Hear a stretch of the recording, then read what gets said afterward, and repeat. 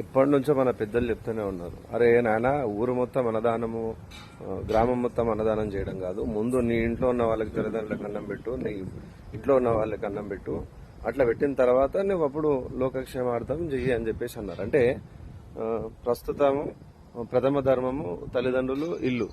కాబట్టి నేను దేశాన్ని ఉద్ధరిస్తాను, నేను ధర్మం పని చేస్తా అని చెప్పేసి ఊరికే పరిగెత్తడం, సోషల్ మీడియాలో పెట్టడం కాదు.